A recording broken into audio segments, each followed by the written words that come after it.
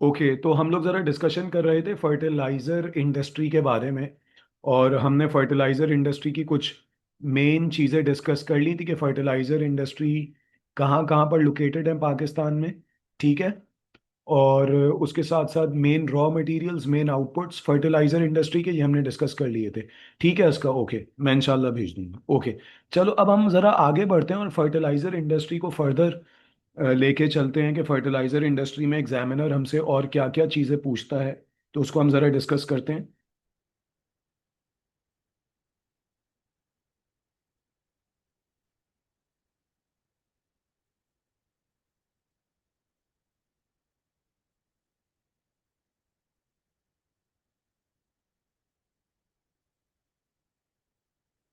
Okay, अब तुम्हें यहाँ पर जो है ना एक स्लाइड नज़र आ रही है। आई होप आप लोगों को एक स्लाइड नज़र आ रही है, और इस स्लाइड में मैं आप लोगों को थोड़ा सा गाइड करूंगा कि फर्टिलाइजर इंडस्ट्री के क्या क्या बेनिफिट्स हैं और क्या क्या ड्रॉबैक्स हैं। फर्टिलाइजर इंडस्ट्री ख़त्म करने के बाद मैं आप लोग के साथ ना इसी क्लास में थोड़ा सा एक स्केजुअल इस वीक का और कमिंग वीक का डिस्कस कर लेता हूँ, क्योंकि हमारे पास वेकेशंस हैं।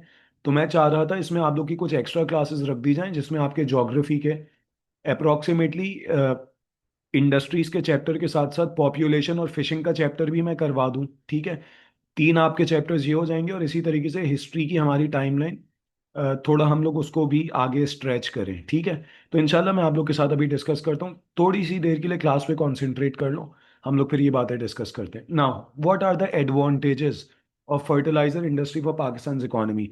पाकिस्तान के लिए फर्टिलाइजर इंडस्ट्री की या फर्टिलाइजर की क्या इंपॉर्टेंस है, ये हम ज़रा डिस्कस करते हैं। ठीक है, और आप लोग जो है कोशिश करना कि स्क्रीन पर कॉन्सेंट्रेट करना।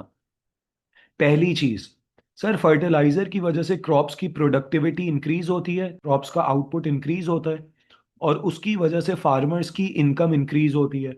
तो देखो, फार्मर्स को बहुत ज़्यादा फायदा है फर्टिलाइजर इस्तेमाल करने का, और इससे क्रॉप्स की प्रोडक्शन बढ़ती है, क्रॉप्स की यील्ड। प्रोडक्टिविटी को एग्जामिनर जो है वो यील्ड का वर्ड भी यूज कर सकता है। यील्ड, यील्ड और प्रोडक्टिविटी एक ही चीज है। ठीक है, तो फर्टिलाइजर को इस्तेमाल करने से क्रॉप्स का आउटपुट बढ़ेगा, फार्मर्स की इनकम बढ़ेगी। सेकेंडली, अब दूसरा जो एडवांटेज है वो क्या है, Pakistan is an agro based economy.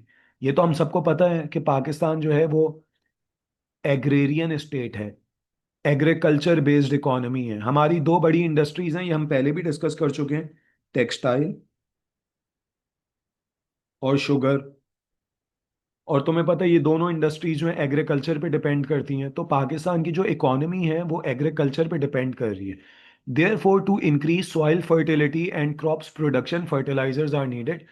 Pakistan में सॉइल की फर्टिलिटी को बढ़ाने के लिए, क्रॉप्स की प्रोडक्शन को बढ़ाने के लिए फर्टिलाइजर की ज़रूरत पड़ती है।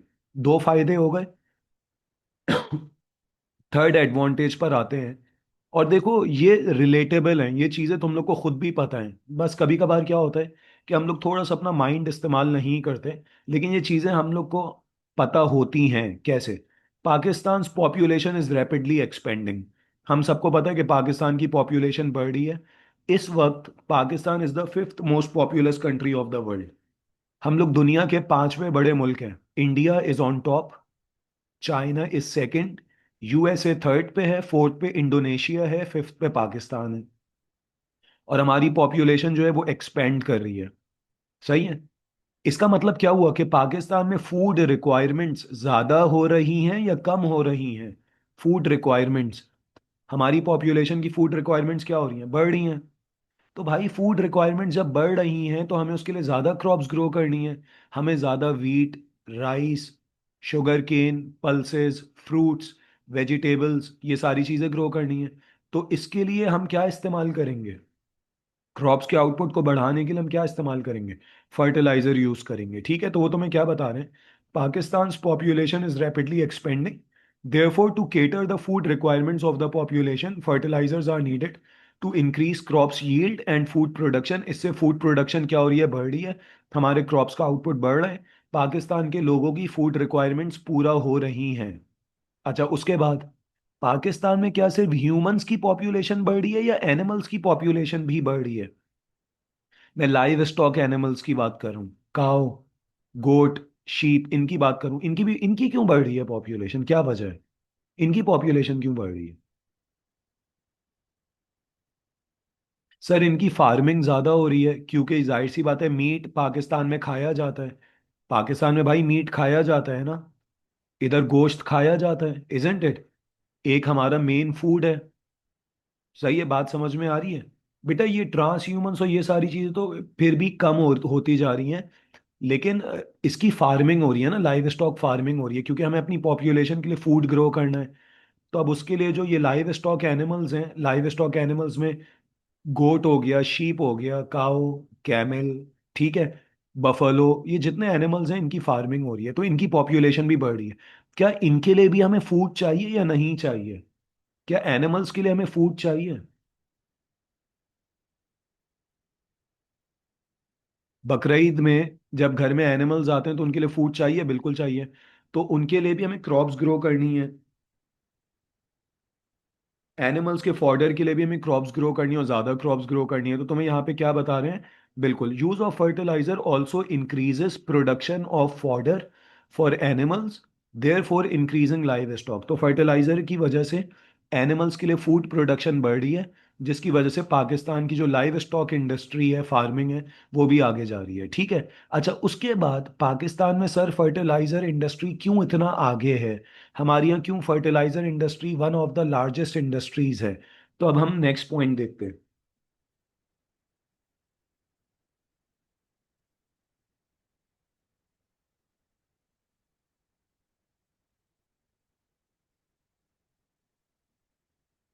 हम सबको पता है कि फर्टिलाइजर इंडस्ट्री के लिए हमें गैस चाहिए, फर्टिलाइजर इंडस्ट्री के लिए हमें लाइम स्टोन और जिप्सम चाहिए, और ये सब चीज़ें पाकिस्तान में मौजूद है, जिसकी वजह से आपकी फर्टिलाइजर इंडस्ट्री लार्जेस्ट इंडस्ट्री है, one of the largest industries है, one of the largest industries है, लार्ज स्केल इंडस्ट्री में आती है। क्योंकि हमें फर्टिलाइजर इंडस्ट्री के लिए जो चीज़ें चाहिए वो हमारे पास हैं, हमें बाहर से नहीं मंगवाना पड़ता। हाँ ये ज़रूर है, हमें मशीन्स बाहर से मंगवानी पड़ती हैं, लेकिन हमारे पास जिप्सम है, हमारे पास इसी तरीके से लाइम स्टोन है, हमारे पास नेचुरल गैस अवेलेबल है, जिसकी वजह से हमारे यहाँ फर्टिलाइजर इंडस्ट्री डेवलप्ड है, ठीक है। अच्छा, उसके बाद नेक्स्ट पॉइंट पर आते हैं, बहुत सिंपल सा पॉइंट है। Many industries such as cotton textile, कह रहे हैं टेक्सटाइल इंडस्ट्री, फिर कौन सी, शुगर मिल्स, फिर कौन सी industry, rice mills, flour mills, beverages, food are directly dependent on raw materials provided by agriculture sector.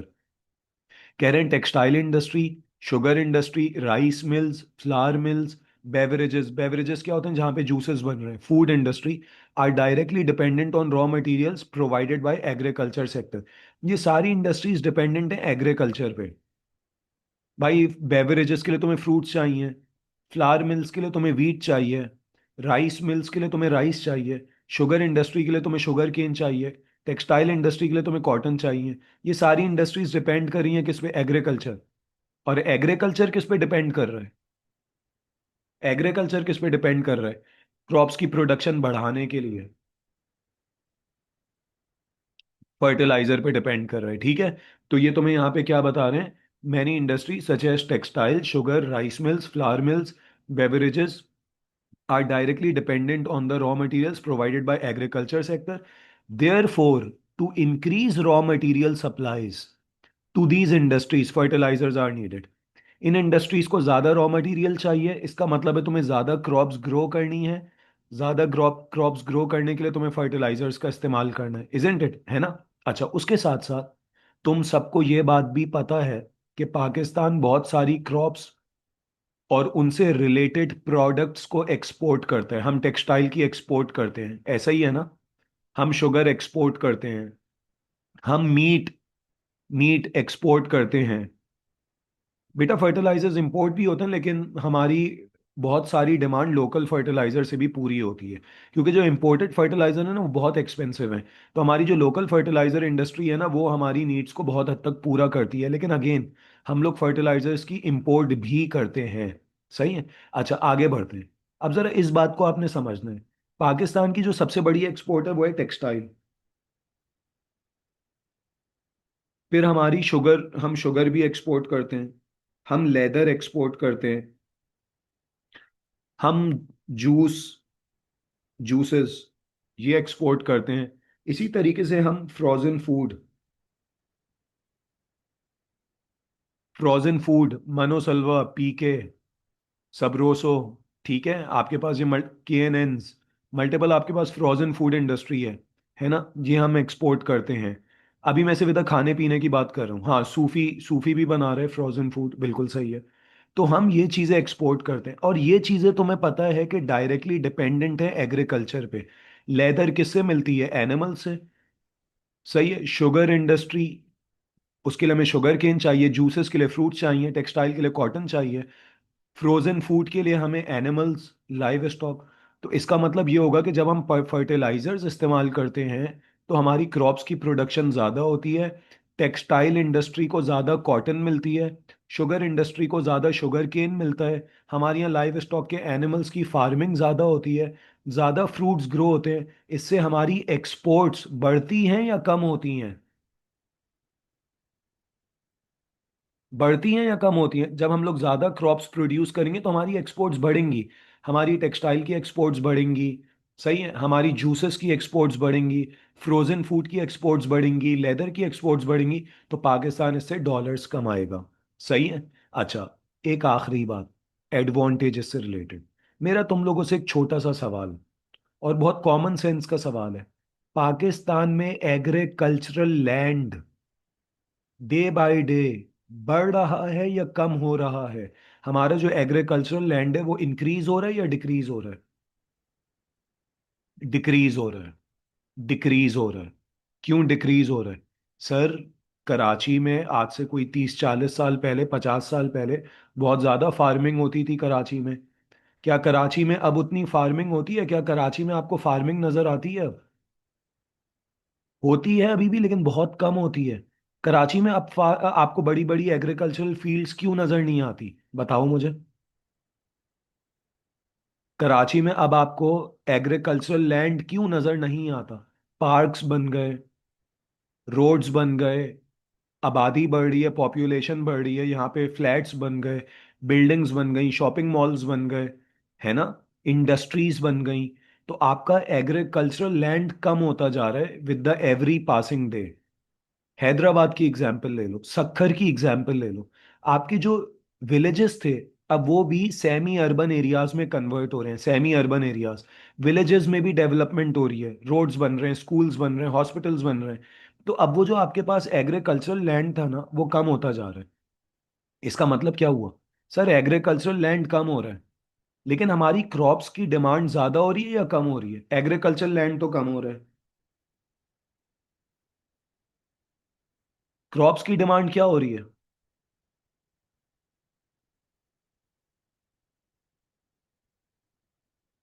ज्यादा हो रही है, क्योंकि हमारी पॉपुलेशन बढ़ रही है।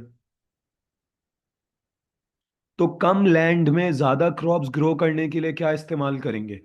छोटे लैंड में ज्यादा क्रॉप्स ग्रो करने के लिए क्या यूज करेंगे? हमारा लैंड एरिया कम हो रहा है फार्मिंग के लिए। फार्मिंग के लिए लैंड एरिया कम हो रहा है, लेकिन क्रॉप्स की रिक्वायरमेंट बढ़ रही है। तो हम केमिकल फर्टिलाइजर इस्तेमाल करेंगे, केमिकल फर्टिलाइजर इस्तेमाल करेंगे, ताकि लिमिटेड लैंड में हम ज्यादा क्रॉप्स ग्रो कर सकें। समझ में आ रही है आप सबको बात? सबको बात समझ में आ रही है?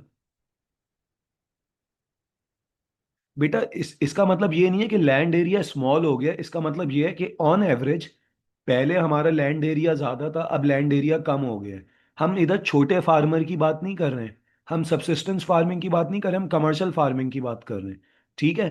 तो पहले के मुकाबले में, इसका मतलब ये थोड़ी मैं बोल रहा हूँ कि लैंड एरिया बहुत छोटा हो गया। नहीं, इसका मतलब ये है कि एज कंपेयर टू बिफोर, अब हमारा एग्रीकल्चरल लैंड रिड्यूस हो रहा है। अभी भी बहुत बड़ा लैंड है, लेकिन पहले के मुकाबले में कम हो रहा है। तो कम लैंड एरिया पे ज्यादा क्रॉप्स ग्रो करने के लिए हमें फर्टिलाइजर्स का इस्तेमाल करना पड़ता है। डेफिनेटली नेचुरल फर्टिलाइजर तो आप इस्तेमाल करोगे ही करोगे, वो तो आपने हर हाल में करने। नेचुरल फर्टिलाइजर में आप केमिकल फर्टिलाइजर मिक्स करते हो। सही है। और वो फार्मर, बिल्कुल वो फार्मर जिसकी जमीन बहुत छोटी है, वो थोड़ी इस्तेमाल करता है केमिकल फर्टिलाइजर, क्योंकि वो तो अफोर्ड ही नहीं कर सकता। वो तो अफोर्ड ही नहीं कर सकता। क्लियर हो गई बात? चलो अच्छा। अब तुम लोग जल्दी से मुझे आप लोग तीन बेनिफिट्स बताओ फर्टिलाइजर इंडस्ट्री के पाकिस्तान के लिए, तीन बेनिफिट्स बताओ जल्दी से। मैं अभी एक दो एडवांटेजेस और बताऊंगा, आप लोग मुझे तीन एडवांटेजेस बताओ जल्दी से फर्टिलाइजर इंडस्ट्री के। बेटा थोड़ा क्विकली रिस्पॉन्ड करना। क्रॉप्स का आउटपुट बढ़ता है तो उससे क्या फायदा होता है? Food security, okay, food security सही है। और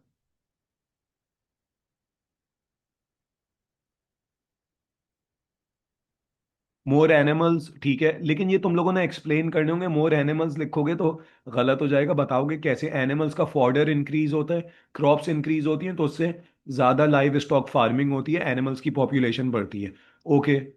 इंपोर्टेड फर्टिलाइजर्स पे रिलायंस कम हो रही है, सही है। हमारी एक्सपोर्ट्स बढ़ रही हैं, बिल्कुल सही है। हमारी एक्सपोर्ट ज्यादा हो रही हैं फर्टिलाइजर को यूज करने से।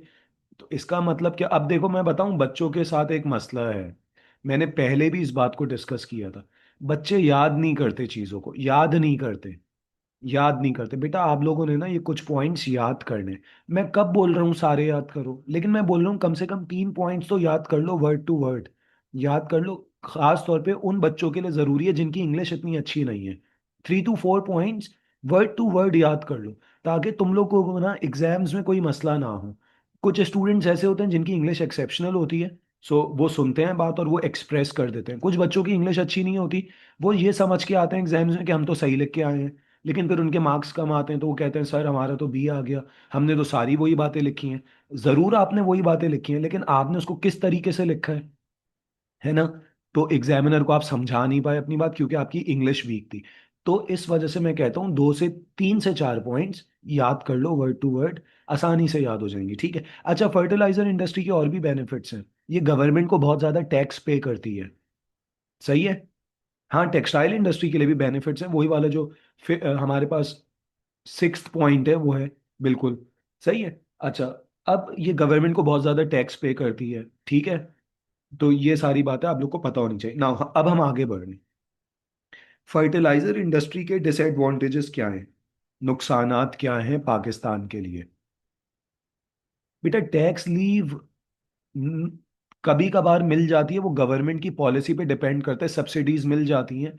लेकिन ये गवर्नमेंट को इनडायरेक्टली टैक्स कमा कर भी देती हैं अलग अलग चीज़ों में। गवर्नमेंट एक जगह पे इनको टैक्स ऑफ करके देती है तो दूसरी जगह से निकलवा लेती है।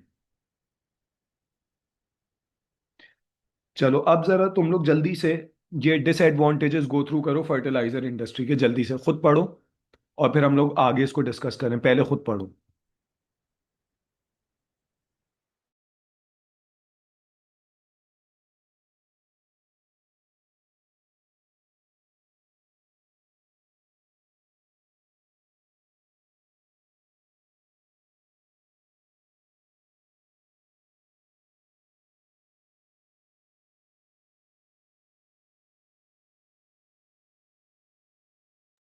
बेटा मैं सारे ही समझा रहा हूँ, पहले तुम लोग इसको एक दफा रीड करो सारे पॉइंट्स को, फिर मैं सारे एक साथ समझा रहा हूँ।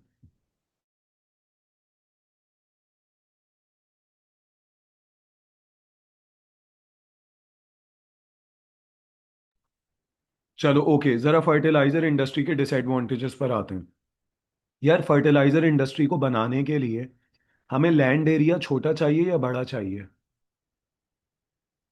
जो हमारी फर्टिलाइजर इंडस्ट्रीज हैं, क्योंकि लार्ज स्केल इंडस्ट्रीज हैं, तो हमें इसके लिए छोटा लैंड एरिया चाहिए, बहुत बड़ा लैंड एरिया चाहिए। A very large land area is required to construct a fertiliser industry, to establish a fertiliser industry, to locate a fertiliser industry. इसका मतलब क्या है? जिस जगह पे आपने फर्टिलाइजर इंडस्ट्री बनाई, जिस जगह पे आपने फर्टिलाइजर इंडस्ट्री बनाई, उस जगह के ऑल्टरनेट यूजेस कॉम्प्रोमाइज हो गए। उस जगह पे आप एग्रीकल्चर भी तो कर सकते थे, उस जगह पे आप लोग रोड्स और रेलवेज भी तो बना सकते थे, उस जगह पे आप लोग घर भी तो बना सकते थे, लेकिन अब नहीं बना सकते क्योंकि आपने वहां पे फर्टिलाइजर इंडस्ट्री बना दी। तो इसका मतलब क्या हुआ in short? Other alternate uses of the land are compromised.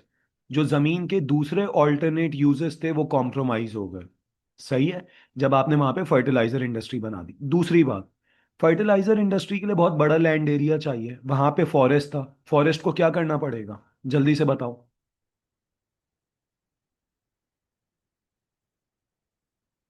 Forest को क्या करना, कट डाउन करना पड़ेगा, उससे डिफॉरेस्टेशन होगी, है ना।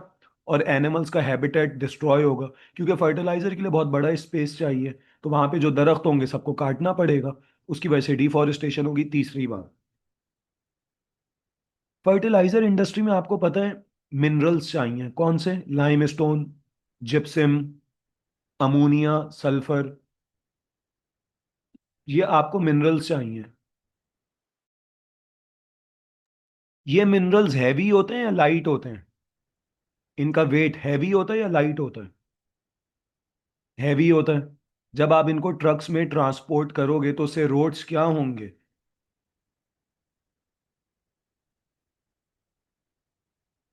क्या होंगे रोड्स? उससे डैमेज होंगे, इजंट इट?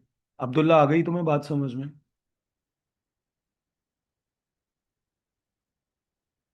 थर्ड वाला डिसएडवांटेज सबको समझ में आ गया?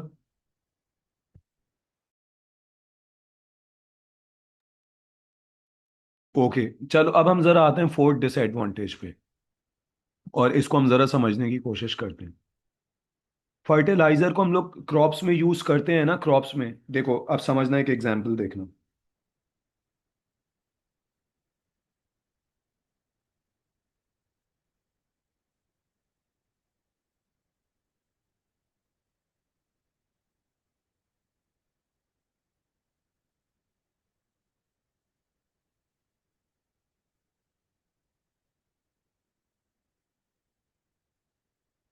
आपने क्रॉप्स ग्रो करने के लिए फर्टिलाइजर का इस्तेमाल किया, फर्टिलाइजर पानी में मिक्स हो गया, है ना। क्रॉप्स के लिए आपने फर्टिलाइजर इस्तेमाल किया है ना, तो फर्टिलाइजर पानी में मिक्स हो गया, है ना, पानी में मिक्स हो गया। यही पानी करीब में यही पानी करीब में बहता हुआ किसी रिवर में चला जाएगा। ये पानी ड्रेन होके किसी रिवर में चला जाएगा। ये जो पानी रिवर में जाएगा, क्रॉप्स में पानी इस्तेमाल हो रहा है, क्रॉप्स में फर्टिलाइजर इस्तेमाल हो रहे हैं, पानी और फर्टिलाइजर मिक्स हो गए, क्रॉप्स की प्रोडक्शन तो बढ़ गई, लेकिन यही पानी जो है ये रिवर में चला जाएगा, है ना। जब ये पानी रिवर्स में जाएगा तो आप लोग जरा मुझे ये बताना कि रिवर का पानी पल्यूट होगा या नहीं होगा, जल्दी से बताओ मुझे। पल्यूट हो जाएगा, सही है। और उससे होगा क्या?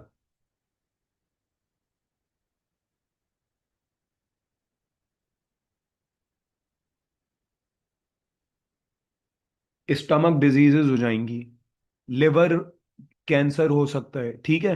और ये पानी क्योंकि इसमें केमिकल्स हैं, तो ये इंसानों के लिए सही नहीं है ये पानी। आप देख रहे हो पाकिस्तान में जो पानी आ रहा है, टैप वाटर, आजकल तो किसी घर में भी टैप वाटर इस्तेमाल नहीं हो रहा। या तो बॉईल करके इस्तेमाल होता है, या फिर हम लोग पानी खरीद के पी रहे हैं। उसकी वजह यह है कि हमारा जो रिवर वाटर है वो पल्यूट होता जा रहा है, और उससे बहुत ज़्यादा डिजीजेज स्प्रेड हो रही हैं। बिल्कुल, बिल्कुल सही कह रहे हो। तो ये सारी प्रॉब्लम है। फिर एक अभी आयशा ने बोला कि सर मरीन लाइफ भी तो डैमेज हो सकती है। बिल्कुल मरीन लाइफ डैमेज होती है, कैसे? अब इसको जरा देखना।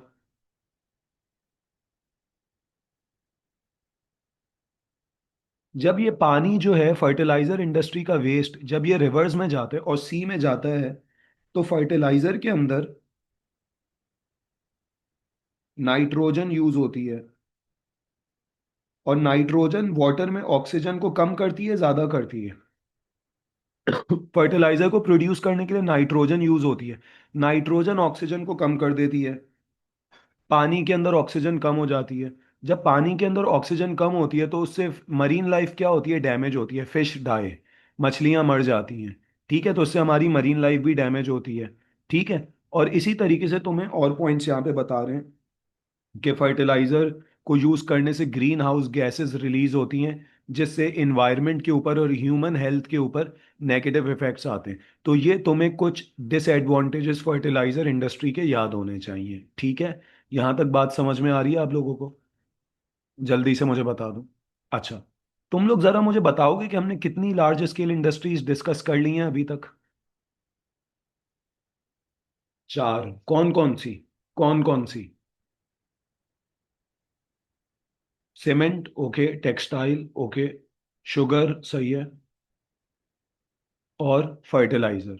हमने textile, sugar, cement, fertiliser industries discuss कर ली हैं। ये चैप्टर हमारा 2 क्लासेस तक मजीद चलेगा, 2 क्लासेस तक। और उसके बाद मैं इसके फिर पास्ट पेपर्स इंशाल्लाह आपको करवाऊंगा। ठीक है। अच्छा, हमारी जो कल वाली क्लास है उसके मैं टाइमिंग्स शेयर कर दूंगा, कल वाली क्लास के। उसमें हम लोग पॉपुलेशन डिस्कस करेंगे।